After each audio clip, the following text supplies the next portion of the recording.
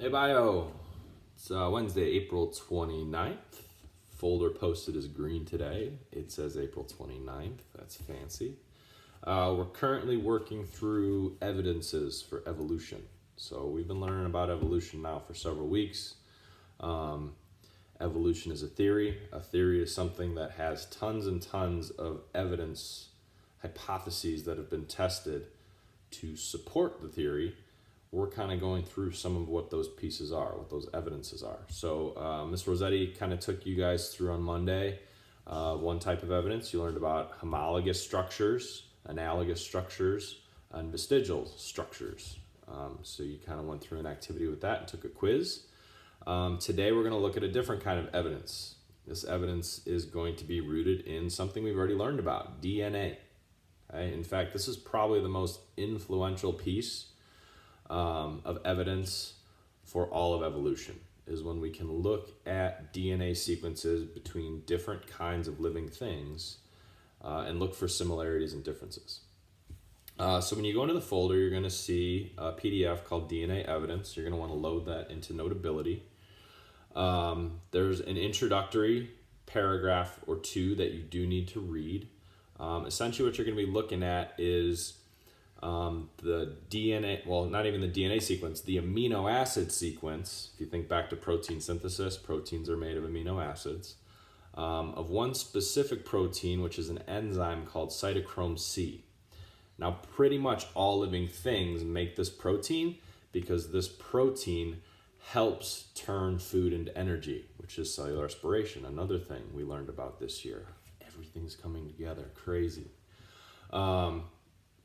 So what you'll see on the worksheet on the first page is a table with several different kinds of organisms. You've got a human, you've got baker's yeast, yes, that's a living thing, a chicken, a chimpanzee, a donkey, a fruit fly, the list goes on. And then next to each organism, you see the sequence of amino acids, which are just represented by one single letter. And I think they go by chains of 5, okay? You'll also notice that the human is bold. Okay, compared to all the other different organisms. What we want you to do is compare the sequence and find the differences. Okay, this is like that game where you have two pictures side by side and you got to find all the differences. Same thing here. You want to compare an organism that's different from the human back to the human and see which letters differ. Okay, in fact, we already did baker's yeast for you. It's already done. We've highlighted the differences.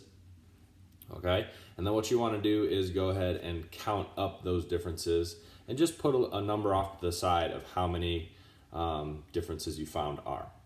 Okay, so again, the most important part with that is everything gets compared back to the human. Okay, so after you've counted how many highlights you see in the baker's yeast, then you'll go do the chicken, compare the chicken's letters to the humans and find how many different letters there are between the two, count them up, write the number off to the side. Okay. Then after you've done that, that's step 1. You're going to go down to the second page and there's a blank data table. Under it says analysis and conclusions.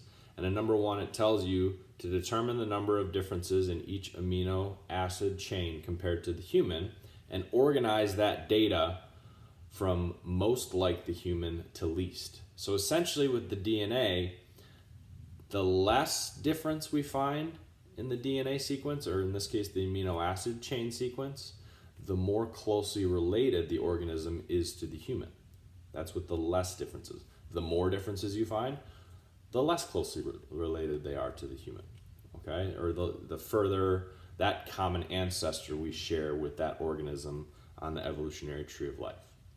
Okay, so in that blank data table, you're going to list the organism and then the number of differences you found between that organism and the human, from least differences to most differences. Okay? Then after that, you have some analysis questions and some conclusions to make based off of that data. So you'll answer number 2, which asks, do you see any relationship between the number of differences and the organisms? Explain, yes or no, and why. 3, you're going to use the data table that you filled in to figure out who we share the most recent common ancestor with, meaning who do we have the least amount of differences with. And number 4, who is our most distant common ancestor? So who do we have the most differences with for number 4? 5, we want you to make a little evolutionary tree based on the data table you guys filled in. There's an example of a tree already there for you. You can just draw yours off to the side using the organisms from the activity that you did. And then 6 and 7 are a couple more follow-up questions. All right, you're going to answer those as well. All right, so you have really all weekend to be working on this. I know this is a little bit of a longer assignment, but since we don't have any e-learning Thursday, Friday, Saturday, Sunday, we'll check back in with you guys on Monday, and you guys can see how you did with this. And then on Monday, we'll go ahead and check it in. You'll get a chance to check your work, and then we'll move ahead to another evidence of evolution. We're going to look at fossils on Monday. I hope you guys are all well.